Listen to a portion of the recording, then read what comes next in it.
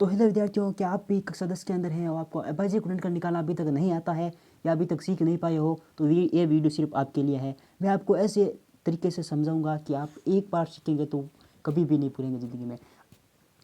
अगर अच्छे से सीखना है तो इस वीडियो को लास्ट तक जरूर देखिएगा। चलो शुरू करते हैं। देखो, अभाज्य गुणनखंड होता क्या है कि किसी भी संख्या को छोटे से छोटे फैक्टरों के अंदर तोड़ना है, यानी कि किसी भी संख्या में किन किन संख्याओं का भाग जा रहा है उन संख्याओं को निकालना है अलग अलग करके। ठीक है, तो सबसे पहले देखो, अपन 120 के अंदर 120 का अभाज्य गुणनखंड करेंगे तो 120 को सबसे पहले छोटी से छोटी संख्या का भाग देना है।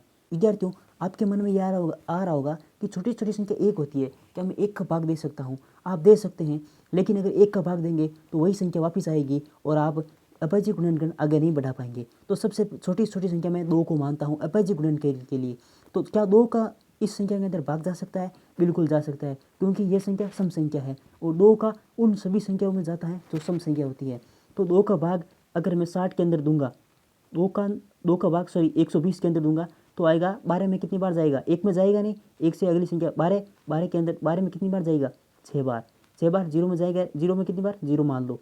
ठीक है, क्योंकि 0 में भाग देंगे तो 0 ही आएगा। फिर अगली संख्या है कि अब 60 के अंदर किसका भाग दे सकते हैं? 2 का दे सकते हैं अभी भी, क्योंकि 2 के अंदर दे सकते हैं क्योंकि ये सम संख्या है 60 है। तो 2 का इसके अंदर भाग देंगे तो 6 में कितनी बार जाएगा? 3 बार, 3 बार, और 0 में 0 बार। ठीक है, अगली संख्या 30 आई। 30 में 2 का भाग दे सकते हैं क्योंकि 30 एक सम संख्या है तो 2 का भाग देंगे। ठीक है, 2 का आ गया 15। क्या अब अपन इसके अंदर 2 का भाग दे सकते हैं? बिल्कुल नहीं। क्यों? क्योंकि ये अब विषम संख्या आ गई, सम संख्या नहीं है। तो अब देखो, अब इसके अंदर किसका दे सकते हैं? क्या 3 का दे सकते हैं? हाँ, दे सकते हैं। 3 के लिए क्या होता है? 3 के लिए होता है कि उस संख्याओं का योग, जैसे 15 दे रखा है, 15 में क्या है? 1 और 5 है, इनका योग में आना चाहिए। तो 5 और 1 कितने होते हैं? 6 होते हैं। क्या 6 3 के पहाड़े में आता है? बिल्कुल आता है। तो 15 के अंदर 3 का भाग भी जाएगा, पूरा जाएगा। ठीक है, 3 का। अब 15 में कितनी बार जाएगा? 5 बार, 5 बार जाएगा। अब अपन जानते हैं कि 5 के अंदर तो 5 का ही भाग जाता है, क्योंकि 5 खुद एक अभाज्य संख्या है। ठीक है, तो 5 के अंदर कितनी बार जाएगा? 1 बार। तो हमारे पास जो संख्या प्राप्त हुई है उन सभी संख्याओं को गुणा के रूप में लिखना है। ठीक है, सबसे पहले 2, उसके बाद कितने? 2 कितनी बार थे? 3 बार। ठीक है, 2 गुणा 2, फिर अगली संख्या क्या है? 3 गुणा 5। ठीक है, तो ये अपना आ गया अभाज्य गुणनखंड।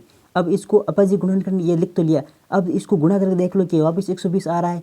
अगर 120 आ रहा है तो अपना गुणनखंड सही है। तो देखो, 5 3 15, 15 दूना 30, 30 दूना 60, 60 दूनी 120, 120 आ रहा है। तो ये हमारा अभाज्य गुणनखंड हो गया। ठीक है, वीडियो अच्छी लगी तो लाइक ज़रूर करना और चैनल को सब्सक्राइब जरूर करना। ठीक है, ओके।